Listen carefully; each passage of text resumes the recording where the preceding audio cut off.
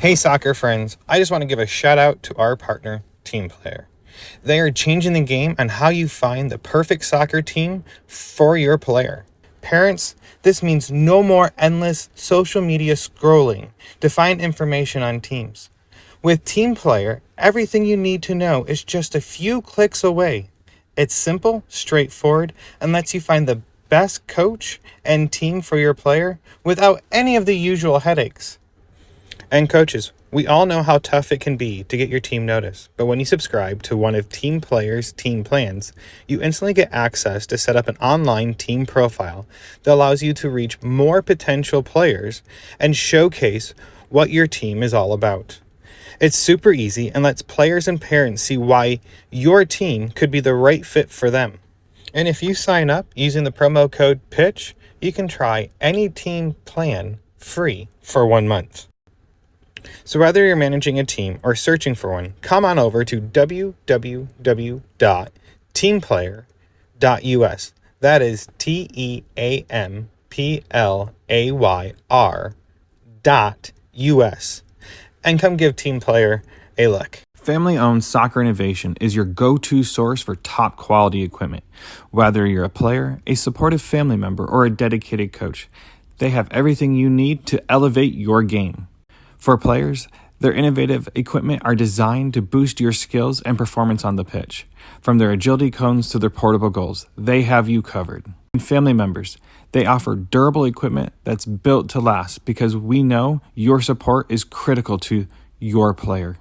Coaches, trust me, they can provide the equipment you need to run effective training sessions and shape the next generation of soccer players. Visit Soccer Innovations at soccerinnovations.com to start elevating your game with them. And if you use the code PITCH, PITCH, you can receive up to 10% off your next order.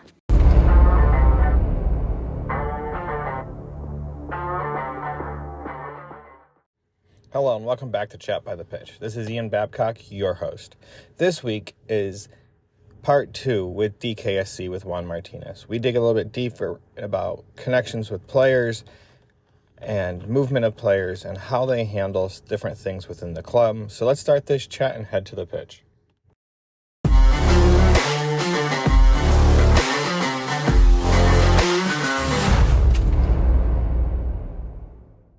How do you guys handle talent movement then? If a player's very developing mid-season, do you guys will bump them to ECNL from RL to ECNL or North Texas RL to RL? Or how do you guys do that? Or do you guys let them sit through the whole season and move them at the end of the season based on that? Or do you guys give them a chance in tournaments or move them during for league play? No, it's always say count on change and development for everybody happens different. I sign on our NL teams, 10s, 11s, and then our pre-CNL team, 12s. We sign just kind of like the minimum, you know. But our RL teams, we're constantly talking to those coaches and give you example with the 12s. We went to Surf Cup with the 12s. We took 3 players from our second team. There's players that constantly show up to practice. We're going to use those players because we feel that they have the level, but they're not there yet because rules. Once you come out in the half, you can't go back in. And if the kid's not playing at that age, how are they going to continue developing and learning?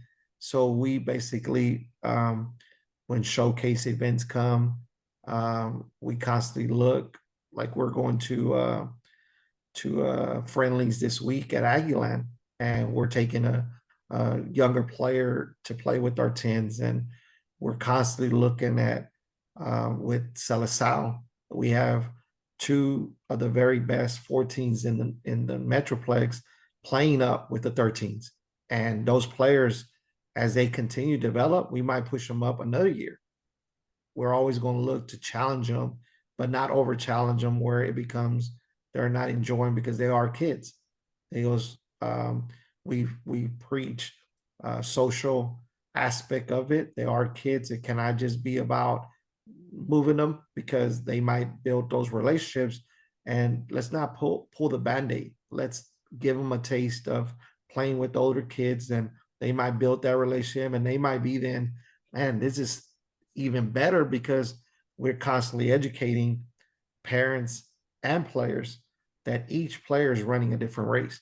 Some players want to chase to play a professional. We currently have uh, 3 players that went to America Femenil in Mexico, tried out for their 2012 boys, 2013 boys, for the Spain tournament to represent Club America, and they made it. And these are kids, the parents that made the sacrifice to get them there. You know that they went there. That's not for everybody, and we tell the parent, doesn't mean that you didn't go, you're not going to make your dreams happen. There's different paths. So we're here constantly looking, how do we take, Pedro does a good job of taking his boys to Spain. We're looking and saying, how do we take our boys, our girls, femenil to Spain, because the sport's growing so much. So that's one of the things for us, is always being innovative. Always, I have a servant heart. So I'm always looking. If you sign with DKSC, I'm here to serve you. So even without you knowing, I'm constantly already looking and seeing which players are we going to send to XYZ, because the parent trusts the process. There's parents that don't get the playing time, and we're kind of like, keep it moving. Like, we want to build a culture that you represent this club.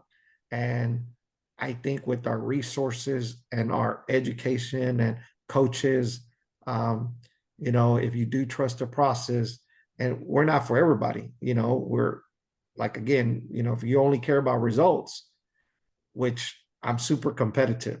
So I've won a lot, but I understood it's a process that you have to teach. Um, That's so yeah, it's a hard one. It really is. time, So with that no, being said, you're talking about pathways. You guys obviously from a very young age promote the pathways. So do you guys have connections with big name pro clubs or yeah, semi-pro clubs, not just in the United States, but from sounds like in Mexico? yeah. You actually talked about it earlier, and this is something that I have said since I learned, ever since I interviewed Daniel. I truly believe your goal for kids' college pathway was Mhm. that you want to say a college coach can reach out saying, I need a number 9, I need a number 2. Who do you recommend? Right. And you can say, here is a list of 5 players for each position that you're looking for. I'm not doing a rank them, but here are 5 kids I think that could fit that profile. And you want to be on the national level saying, if a college, let's say I don't care, college X, Y, and Z says, I need this player profile. Do you have any players that meet it that could also meet this player profile? And you'll say, here's my list. You can reach out to them. I have been saying this for a long time now. I feel since I learned about Bad Top U, and that was slightly before Daniel interviewing him, that you guys want to be the place where colleges come and say, I need this profile. And even more so since I learned about Bad Top U. Now, I don't know how big of a scale of a pathway outside of college you guys have. And that's that's what Mhm. I'm trying to get to, is where do you Yeah. guys have pathways or branches into? Like, I know that other clubs have open tryouts with other clubs in Mexico where they can send players. Like, here's my top 5 players, Right. and they send them to Mexico to go try out for a pro team. Do you guys have programs like that? Yeah. Mm. Talking about pathways and guess networking opportunities. I remember when I first started coaching, it was my ministry, and I basically always prayed for the Lord to open um, expand my territory, those divine interventions, those divine appointments. And throughout the years now, I've met so many people, and I don't talk about this because I'm not the gatekeeper. A lot of people use that, like, I could get you there, I could get you there. One of the things that I see happening is that so many coaches promote that. Come through me and I'll take care of you. Yeah, you might take care of your 10 players that had the goods, because their level is what got them there. But you're promoting that. The other ones, because I see it, they're like, they never even contact the coach. With me, every coach, when I started the O1s, the fear tactics that they would tell the O1s, your coach Juan Martinez has zero connections with colleges. So why are you staying there? You're ruining your daughter's opportunity. So the girls were 10, 11. The parents came to me and said, this is what we're hearing. And myself, I would tell them, they're absolutely right. I'll have no zero connections. But you know what? Nobody's recruiting your daughter at 10, 11. I'll drive you myself if I cannot put college coaches on those sidelines, because I have a daughter on the team too. So if we cannot get the exposure, I'll drive you myself to whatever club and I'll take the entire team. By the time the girls were 13 and 14, we're one of the best teams in the nation. We had the sideline filled with US, Mexico, every top 5.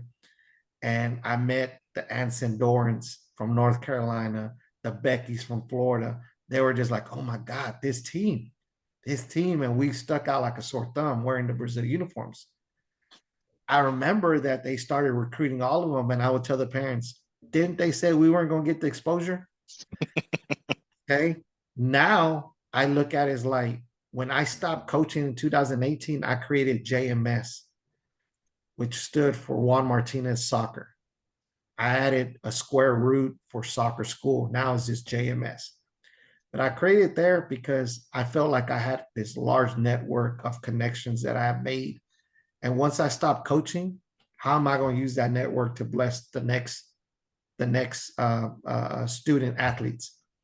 So when I meet people, they hear the story, they see that I'm really there to serve. There's so many players, there's so many coaches that contact me and say, Juan, we need a number 2, we need a number 6. If we don't have one in our club, I'll tell them, one, they should be looking at another club. I won't ever even tell that parent or anybody, because it's kind of like when you give. Lord says, don't see it for everybody to see how much you gave. I don't use this to basically say, well, he's the gatekeeper. But connections I've made, like with Mexico national team, I was at their camp for 3 days with their head coach, Pedro, that he won a U20 World Cup with Spain. He's the women's head coach. He's interested in some players that I used to coach, and Jimena and Andrea has realized that we have a lot of minorities. So they invited me so they could share their methodology, their system of play, what they're doing, their programs. I was there 3 years. They let me access to everything, weight room, film, even the meetings.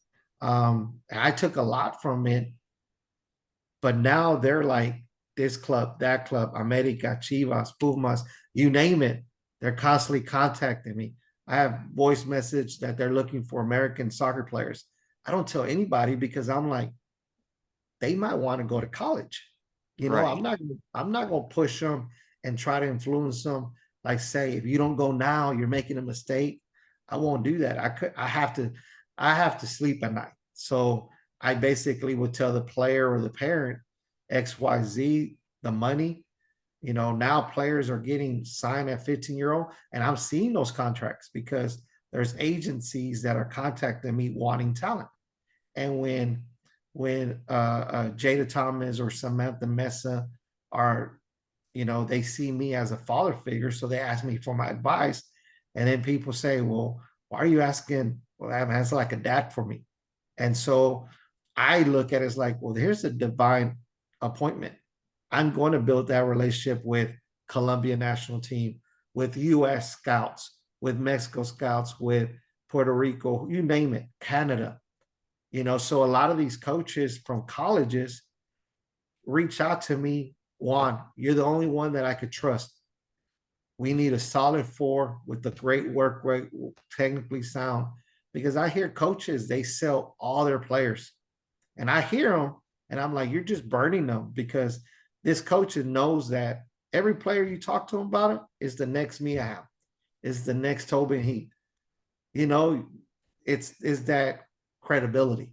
And for me, I always tell parents, I will never recommend a kid that has a bad attitude or not a good work rate. I said, because attitude drives everything, character drives everything. So I'll tell the parent, you're asking me, hopefully they don't contact me. I'm not gonna call a coach and I'm not gonna call a coach and say, hey, you don't want this kid. But if the coach contacts me and says, Juan, what can you tell me? Hey, this is my opinion. Like, this is how it was. It was 5 years ago, XYZ. I have no idea how they turned, but this is, and that's why I tell parents ruin it for their kids. Is it because it's a real tight knit group, but connections that we have, it's pretty much with every Mexico femenil team. We have some in Europe. You know, they're starting to contact. Can you send players? But agencies, hey, we need some players now. Pedro's built good relationships with the boys side. The game is changing so much, it's growing so much. And so I feel like if there's players that want to play pro, the connections are there, but it's not for everybody.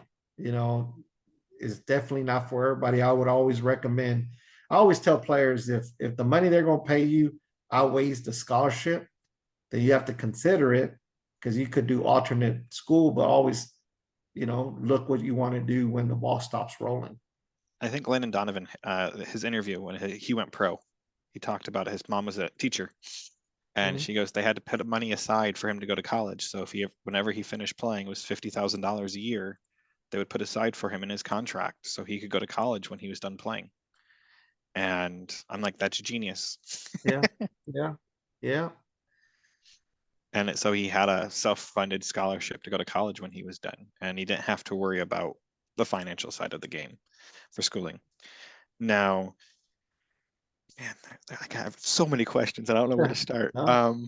Because I'm looking at the time. No worries. As a parent that has 2 young kids, and I only come from the aspect of looking at it from my kids' eyes. So on the academy side, when you guys, with the academy, do you guys bring in, I've always been told the best coaches should be in the academy and the crummier coaches should be in the older kids groups. And the more I have talked to coaches, the more I have watched the game, I'm starting to truly believe that. I mean, even some of the best coaches that I know that keep coach at the high levels says, like, I really should be in the academy coaching, but they're asking me to coach here, and this is how I pay for the meals to put on the table there. I have to coach the other kids because this is my full-time job. And you're not talking, maybe not the smaller clubs here in North Texas, but you're talking the larger ones, and they're saying this, and it's fascinating to hear that. No, once they get to about U14, you just have to teach tactics of the game, because if they don't, like you said, the foundation's not there, they aren't going to be successful. But by that point of time, by U14, they need to be understanding the tactics of the game and versus the technical side. Do you feel that the academy should be more focused? That's what you've talked about you're doing, but across the board, maybe not even in Texas, but nationwide, do you see that to be the need versus the want for clubs to be doing? I feel coaches, for most part, sometimes want to teach, but they're focused on more results because I always tell the parents, you feed the beast. You know, if that coach doesn't win that tournament, your team blows up. I've seen our 2014 teams. Top team won Surf Cup back to back, won Vegas Cup, won every term. They were the best team. And I always tell parents, who cares? Like, great, compete, enjoy it, but you're not even at the starting line. Just results aren't everything. I would have tell the parents, and they were just so caught up. They lose Super Copa and that team blows up. Team blows up. And I always tell parents this. I was like, you really think that you could get a group of players that gel together over 2-3 years, put them somewhere, and they're going to play the same style? No, you can still probably have results, get athletes, you still have that, but the style of play and really truly developing. But I feel like the better coaches know that. They know if they come to the academy is crazy. They're not under contract. So it's constantly moving. They're constantly changing teams. Now it's the norm. There's no loyalty. It becomes, we're just going to try it out. And I see it. I see parents, they'll call me and it's like, we want to burn a bridge. We want to come back. We just need a change. Once going back to what you're saying, and you were talking about the teams blowing up after Yeah, 2014. after winning. So I think good coaches know that the academy, it's right now, a lot of parents that they're going through the select process. Their kid, it's maybe very good for different reasons. Maybe they put in the work um, uh, to get very technically strong. Their growth spurt, maybe they're the January, February birthdays, and playing against November, December's is a big difference. So the parent, I see it all the time. Their kid scoring 3-4 goals, and all of a sudden it becomes when they're not there, everybody's like, what? And I've heard parents basically say, I got the real estate, and their kid is 7, 8, 9. And so good coaches, they don't want that environment. They're like in select, they're at least under contract. So, Right. but I do agree that the better coaches, the teachers of the games should be an academy. That's where the kids grow as the most. That's where you could teach a kid 7 different languages. They'll pick it up, but it's a crazy environment. Academy, it's crazy. So one of the things that I'm doing now is working with our academy coaches to focus on the environment. Yes, you got to compete. Every time you blow the whistle, we're trying to win, right? But that's where I think Salazar, I'm jumping in to get our better players technically sound. And eventually that's where we want to go, is that we have the better coaches in the academy, and not just in academy, but in the formidable years, the U11, the U12s.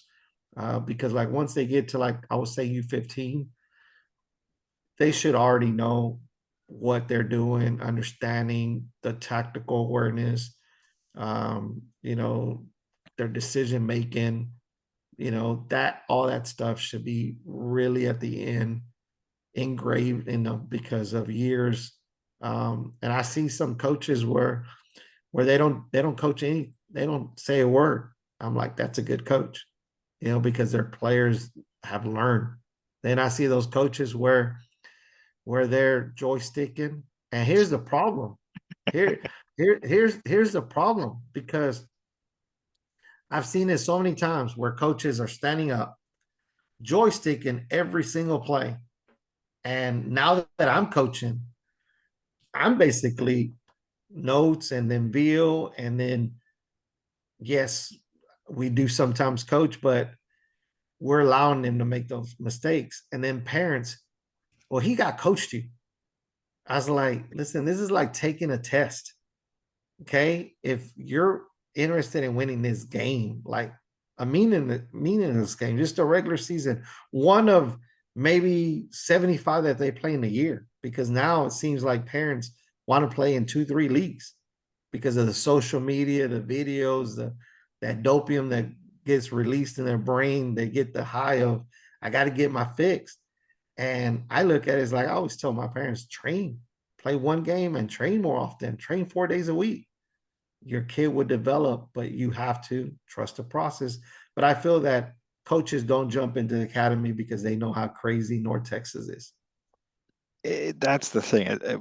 So having a 5-year-old, like I coached her, and the coach eventually says, I'm going to start stealing your players on your team. And they weren't because of me. These girls were talented before they even came when I was coaching them. And they're 3.5, 4 years old. But watching them all grow and get older now, and watching them grow as little girl athletes now, it's absolutely amazing, because they have the natural talent, and that's what she took from me. Then I'm watching my son when I coached him for the year and a half, about was it a year and a half or so I coached with him. It, the mentality is different. Even though it's starting roughly the same age groups, coaching, the difference in how they think, and watching someone that actually knows how to coach little kids and watching someone that does not, me, watching them grow and develop and understand where my daughter is today, where my son was when he was 6, and she's a year younger than him. I'm using the 2 different points, is night and day difference. And I don't know if it's having an older brother and always being at the soccer field and watching games since she's been pretty much born, or watching, or just actually having coaches that understand how to coach and watching these players, these coaches get, I call it good coaches get left in the dust, and the coaches that are just cherry picking. I can give prime examples of this. It's these coaches will say, well, I'm going to go put you on my B team, but I'm going to go take this player that is doing really well and put him on my A team. Then once that neither one of those kids are doing good anymore, they'll try to get them off the B team even. And it just blows my mind that they're just cherry picking talent at a U13 age group. I mean, a 2013 age group. My son's a 2014, and cherry picking these players, but they want to take them as soon as they see them. My son has tried out for teams like, oh, I want him on my roster. I'm like, whoa, whoa, whoa, whoa. I want to see your side of the equation. Yeah. I've been on the other side. I was the coach. Like, I always had a philosophy of I need to see your player 3 times Yeah. before I even will make a decision, because they first have to lose the jitters of themselves. They first have to learn how to communicate with me as the coach, and thirdly, how to gel with the players. And that's minimum 3 practices, maybe 6. I have a coach that told me, goes, I want to see your player for a month before I'll even make a decision. And don't come ask me if they're going to make the team in that month. I'll let you know if they're going to make it and how they're doing, or give feedback on where they might need to be placed if they can't make my team. I'm like, whoa, why are we like, what would you tell parents or give advice to parents when they're looking at you guys or another club? Because I feel like at that age, it is a 6 month, and you don't even have to stay the 6 month. You just have to pay whatever dollar amount it is to buy yourself out of those 6 month contracts or agreements. I wouldn't even call them contracts, Yeah. 6 months of agreements. But at the end of the day, like you said, if they aren't winning, they're bouncing. But how do you know how well they're playing? Because it takes time. I mean, you're practicing 1 or 2 days a week. How will they know if the players are gelling? Like, our philosophy is you give a team a year, Mhm. unless there's something on that team that's very drastic, and then you have to leave. It's mostly the coach. It's not the players. Players come and go pretty quickly. But what would you say to parents then? What would you ask? Like, I always ask, creativity is my check. One of my high questions. What's your philosophy on winning versus putting in a weaker player? Like, I have a player that has sat the bench Mhm. in a tournament all weekend and not has had any minutes because of whatever the reason may be, especially at 5 and 6 years old. Would you put them in a few minutes in the last game just so they have playing time? Because without that playing time, they can't develop. Where do you stand on that? And what Mhm. advice would you give parents then? You know, when I went back to, it's much easier to build a house than remodel a house. When I coached from starting out, is anybody that came in to join the club, anybody, you have to start on my second team. You know, I don't care how good you are, learning the style of playing is going to take you 3 months, 6 months. So you have to start out with second team. And so players will come out, and because their technical ability was behind, they were fine with second team. But the players that then started coming out at U11 because it was select, what do you mean? I'm not going to join your D2. I'm a D1 player. I was like, yeah, you're a D1 player, but my D1 team is a top 3 team. He goes, then you'll be riding the bench on that team until you learn and work for it, because I teach my kids everything earned, nothing given. So now coming into it, there's so many players that I didn't offer um, because I felt I'm just setting them up to fail. You know, I'm gonna take their money and I'm gonna sit them on the bench. So I'm not gonna do that. So I feel that that from my philosophy when they join is if I offer you a spot, it's with playing time's not guaranteed, but I'm offering you a spot because I feel that you have the potential to earn the playing time. But there's your part. Your part is every practice, are you putting maximum effort? Okay. If you're not, like playing time is not guaranteed. So I've seen where coaches sign a roster of 20, 22, 24, and they're not telling these parents. And then it becomes, hey, we can move you. The parents are thinking, okay, you signed me on a nail, but now I'm playing on RL North Texas, and they're just bouncing around, and the club's not giving them a refund. For me, I look at it as like that's a customer that I want to retain. I don't want to every year lose half the team and get another team just because of the platform. So for me, I always look at it as like if a coach is constantly cherry picking, and in North Texas, I don't understand how big our clubs are. You know, for us, DKSC, we have a big club, but every year, every club looks to replace their bottom 4, 5, 6 players every year. So what does that tell you about their development? They haven't developed. They're not interested in develop. I've heard from coaches at other clubs where their staff meetings is here's a list of players we got to go get them. That's their staff meeting. And it's become where at our games, you have every director of coaching on the sideline talking to parents, talking to players. It's just a recruiting war. So the players, the parents that are there, what does that tell you? You're about to get replaced. If you're not in the top 5, 6, whether it's replaced with starting to not coming off the bench or having a roster spot. But parents don't care. All they care about is I'm on this team. I don't care if I'm number 21 and don't play any minutes. I get to say we won XYZ. And so for me, the way we handle it is in my opinion, I look at it as like, here's a roster of 18. Here's a roster of 16. We have players that we need to be identifying. So telling a parent what things they should be looking at, like you say, it takes 6 months or it takes a month or it takes 3 sessions. For me, I always look at it as like, why are you looking to switch teams? I always try to find that. It's like, okay, you played this position. Why? I wasn't getting the playing time. Okay. Here's your level that I see. I have this player for a year, 2 years, 3 years. You're going to compete against you for minutes against her. It's you versus you. I always paint the picture of I'm going to play the ones that want the ball, the ones that are fast learners, understanding the game, that play for each other, that have a good work rate, work ethic. Most of the time they'll come back and they'll come back and they'll come back. I look at it as, okay, this kid, these parents are the type of parent I want to develop. The one that wants the promises and you don't give them, because at other clubs, they're signing contracts the day they show up to tryouts. Yes. Here it is.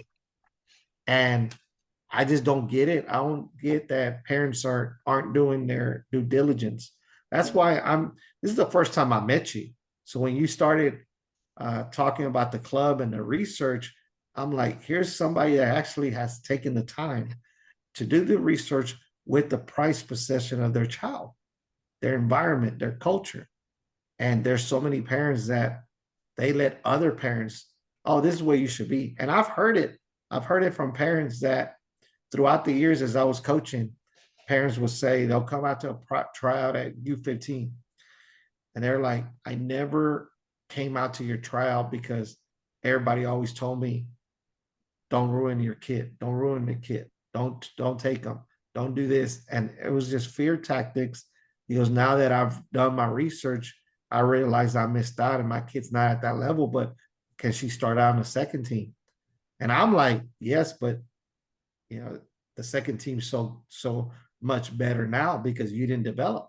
Right. Yeah. And that's the thing. It's like, that's the way we look at it within our house. And I can only give it from my example. So our philosophy with our kids is that we are the gateway to their dreams. So we have to provide the bridge so they can get there.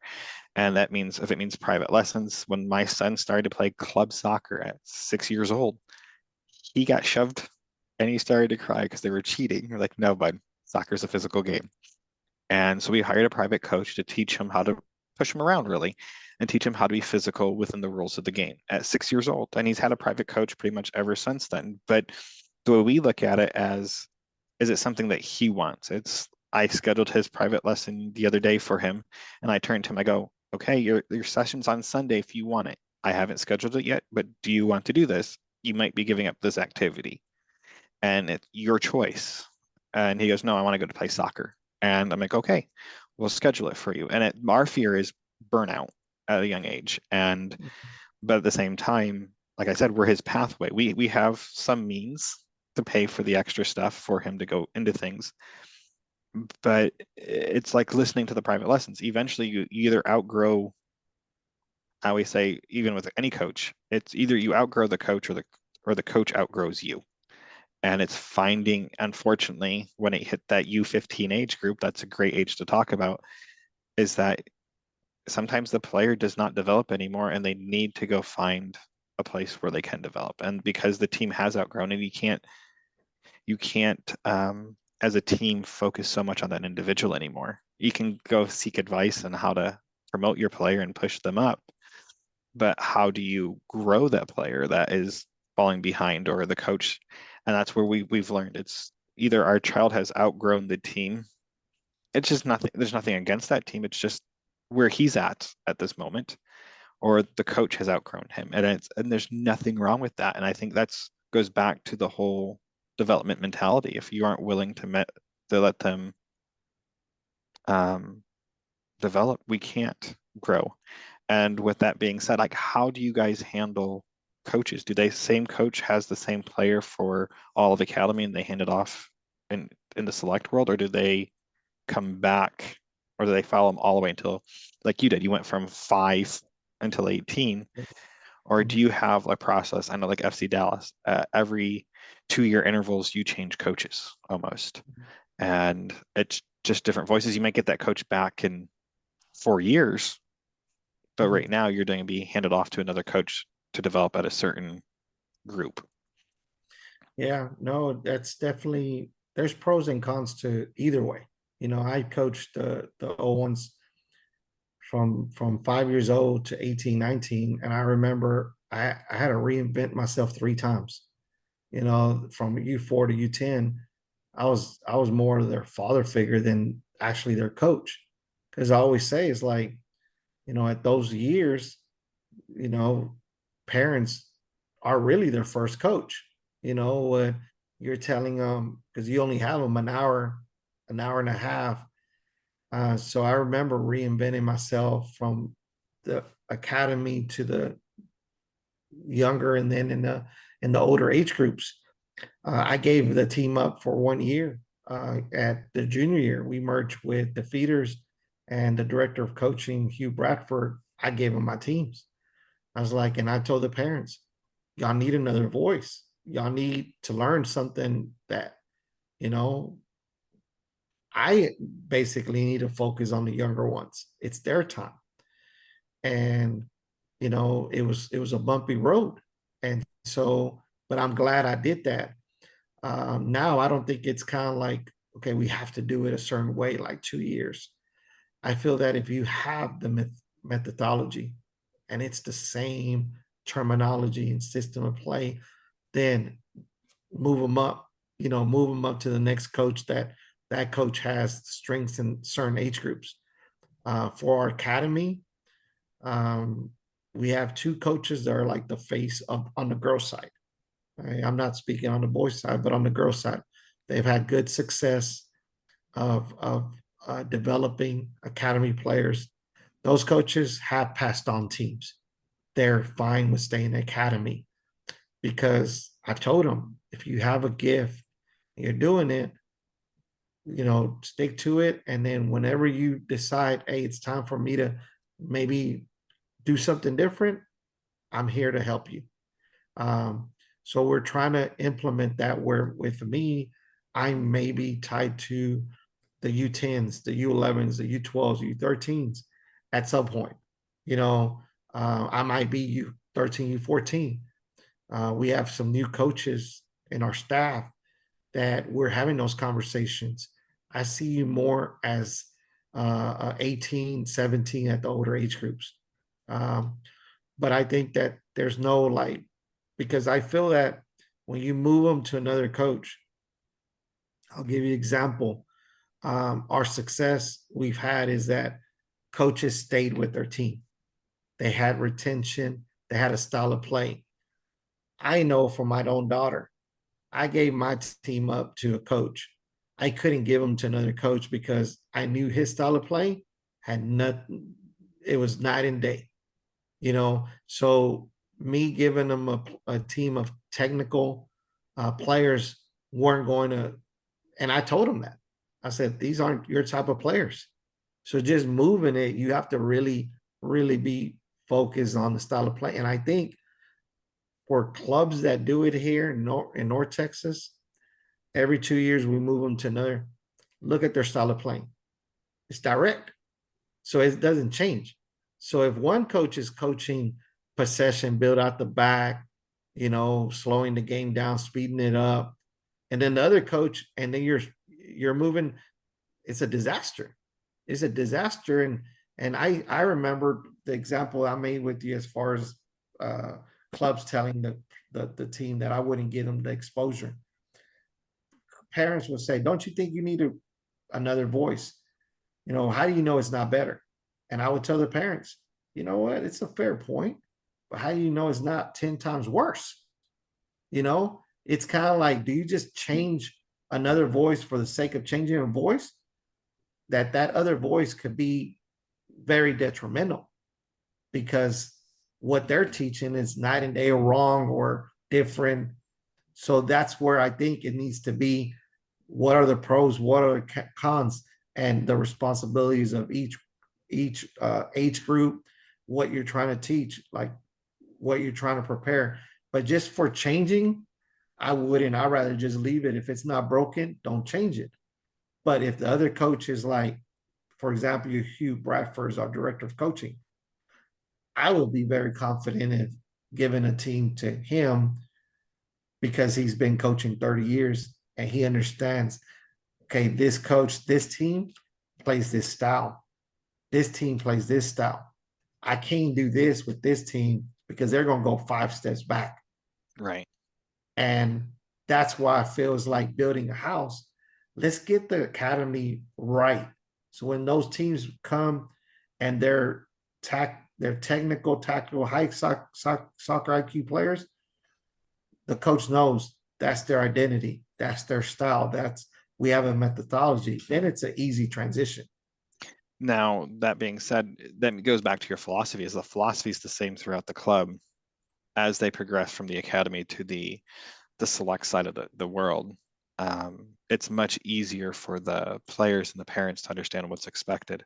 Correct. So I'm going to wrap this up. I'm going to ask my favorite question, Okay. and it's more because I feel it explains who you are.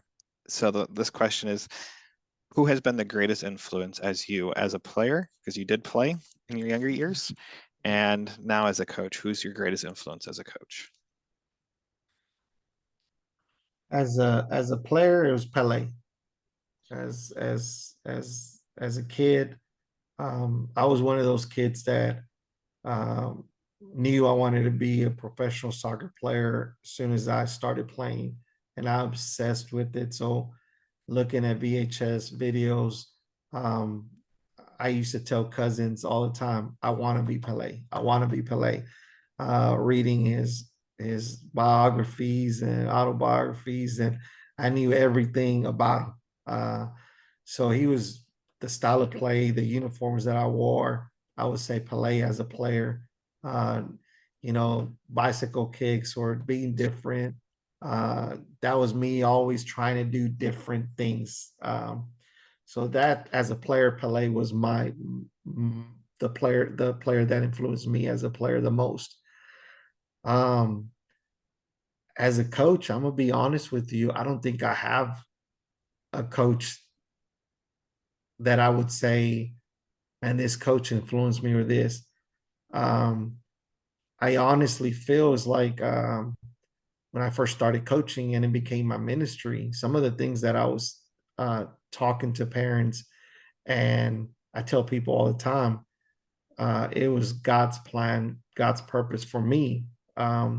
Because I used to tell my mom, if I can't be a professional soccer player, if I was in an accident and I couldn't play, I'll commit suicide.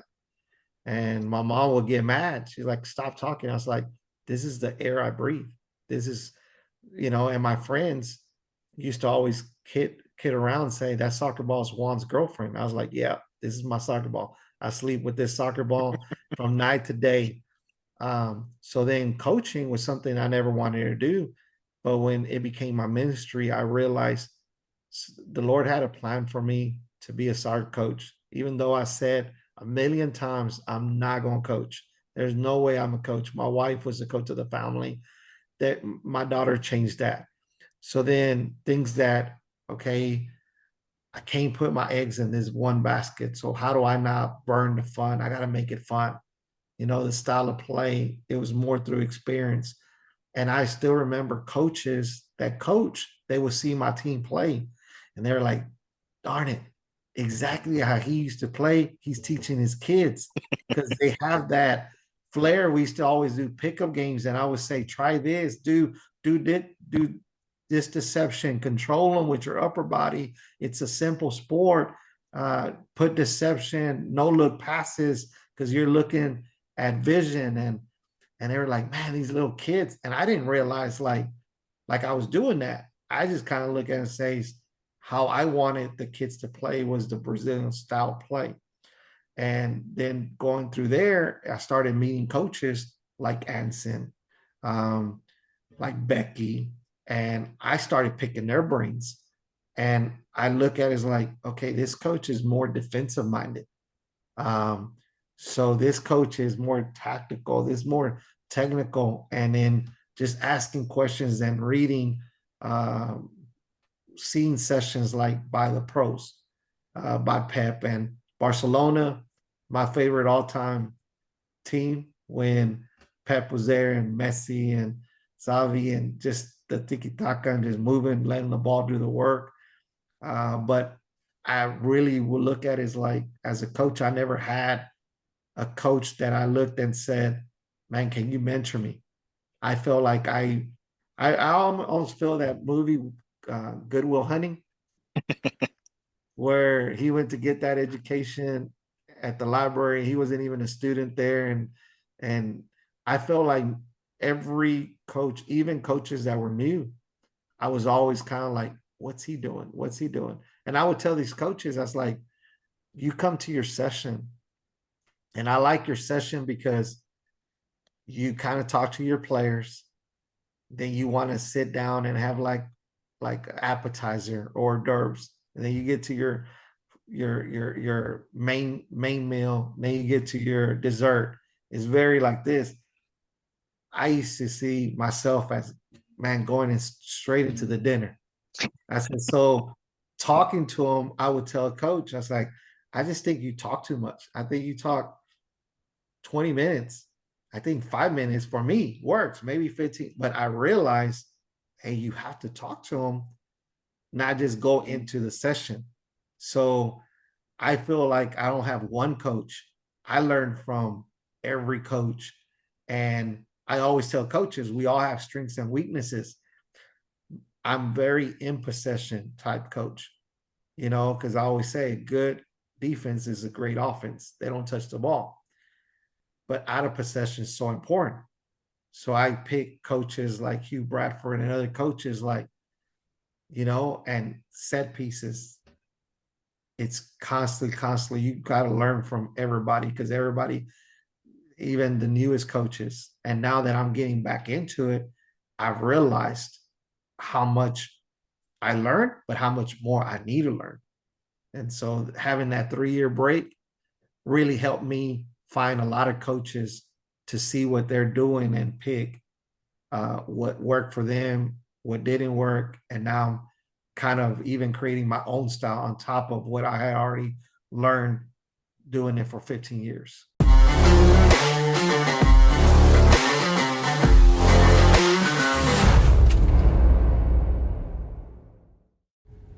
Hello, guys. I hope you enjoyed this week's episode. With Juan this week, I really enjoyed our conversation.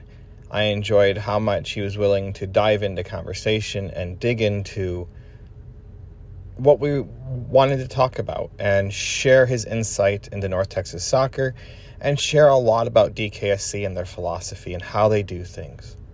So if you're looking for them, you can find them online. I'll post a link to their website and their Facebook page in the comments of this episode.